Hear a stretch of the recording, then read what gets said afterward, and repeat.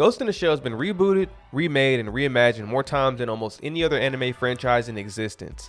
A film, a sequel, 2 TV series, an OVA line, a live-action Hollywood movie, another streaming series, and now number 10. But this one's different. This is the first time in the franchise's 37-year history the show hasn't been made by Production IG, the studio behind every single adaptation since the 1995 film. Instead, it's being handled by Science Saru, the studio behind Dandadan.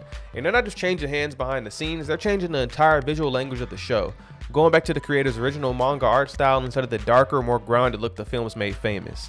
And there's one more thing making this reboot stand out.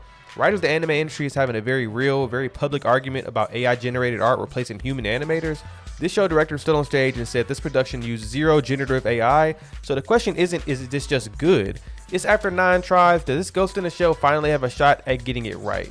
Before I get into my own thoughts, let's talk about what the reviews and the fan reactions have looked like since the first episode dropped. Across the board, people keep coming back to the same 3 things: the animation, the soundtrack, and just how much closer this adaptation feels to the original manga compared to the path the 1995 film set. Now, I'll be honest, I'm not deeply familiar with the manga myself, so I can't speak to the faithfulness angle, but I can absolutely vouch for the animation. It's genuinely gorgeous, and the score does a great job of matching that tone of what's happening on screen.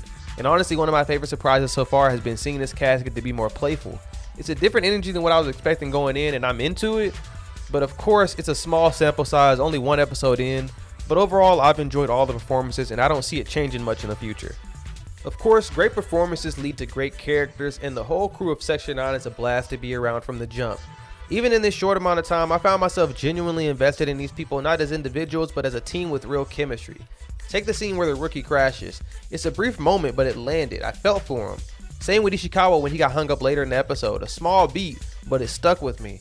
That's a testament on how quickly this episode gets you attached to his cast. When a show can make you care about his side characters in the very first appearance, that's a good sign for how the rest of the season is going to pan out.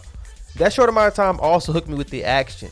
Every action scene in this first episode kept me locked in and genuinely excited to see what was going to happen next. It's great getting to see the team abilities both individually and working together as a unit. That alone is a big reason why I'm hooked and want to see more. As introduction to this team and these characters, it absolutely delivers it all the right way. Going back to what I mentioned at the start, this is the first Ghost in the Shell adaptation not handled by Production IG, and you can feel that shift immediately. Gone is the moodier, more grounded cyberpunk noir look the film was made iconic, and its place is something that feels closer to Shiro's original manga, brighter, more expressive, with the characters that get to be looser and more playful than we're used to from this franchise. And knowing the director's claim going into this that zero generative AI touched this production, it actually shows. Every frame feels intentional, the line work has personality, the movement has weight, and nothing about it looked like it was smoothed over or auto-generated at the same time. In the industry currently having a very public fight about this exact issue, this episode plays almost like a statement piece, proof that a studio can still deliver something that's polished by hand. 1 episode in, and Ghost in the Shell finally feels like it might have found its footing again. It's not trying to be the 1995 film, it's carving its own lane, and so far that lane is working. Newcomers are going to have an easier entry point than they've had in years, and longtime fans get a version of this world that finally leans back into where it all started on the page. Is this 1 episode enough to declare that this adaptation is the one that finally gets it right? No, not yet at least, but it's the most excited I've been for an anime adaptation of Ghost in the Shell in a long time. If the next few episodes builds on this foundation, this could be the one that actually sticks the landing. I'll be back with more thoughts once we get further into the season, but for now, consider me hooked.